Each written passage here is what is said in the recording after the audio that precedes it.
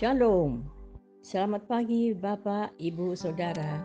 Terima kasih telah bergabung bersama kami dalam renungan harian Jemaat GKJ Bandung. Bersama kita akan mendengarkan firman Tuhan dan merenungkannya.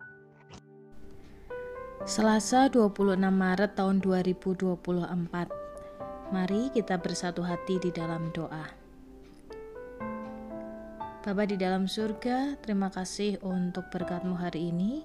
Sebentar kami akan bersama mendengarkan firman Tuhan. Kami memohon pertolongan Roh Kudus sehingga kami benar-benar bisa mengerti, memahami, dan dimampukan untuk melakukan firman Tuhan.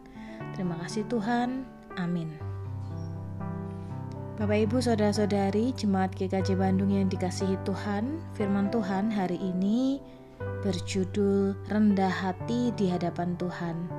Didasarkan dari ayat firman Tuhan di Injil Lukas pasal 18 ayat 9 sampai dengan 14 yang demikian.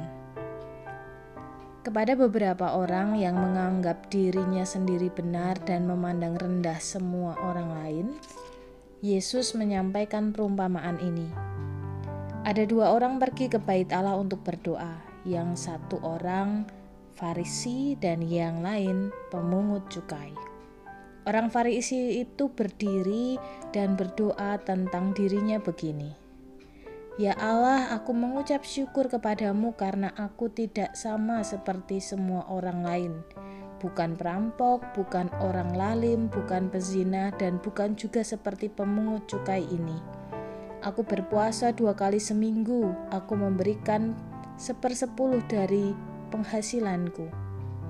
Namun pemungut cukai itu berdiri jauh-jauh, bahkan ia tidak berani menengadah ke langit, melainkan ia memukul-mukul dadanya dan berkata, "Ya Allah, kasihanilah aku orang berdosa ini."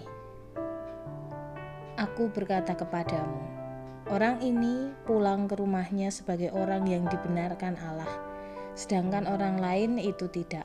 Sebab siapa saja yang meninggikan diri ia akan direndahkan, dan siapa saja yang merendahkan diri ia akan ditinggikan.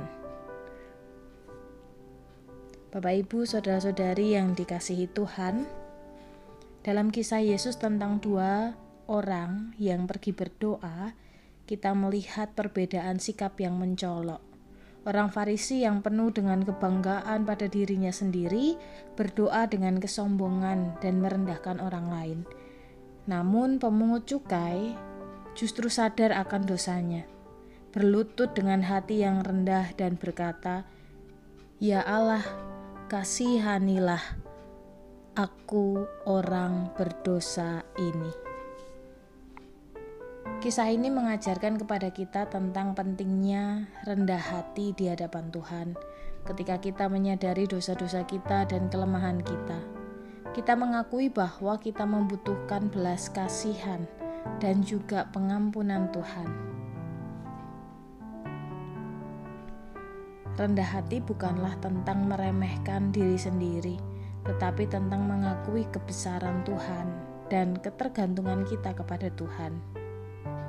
Kita dipanggil untuk tidak menyombongkan diri seperti orang Farisi, tetapi justru untuk bersikap rendah hati seperti si pemungut cukai yang menyadari dosanya.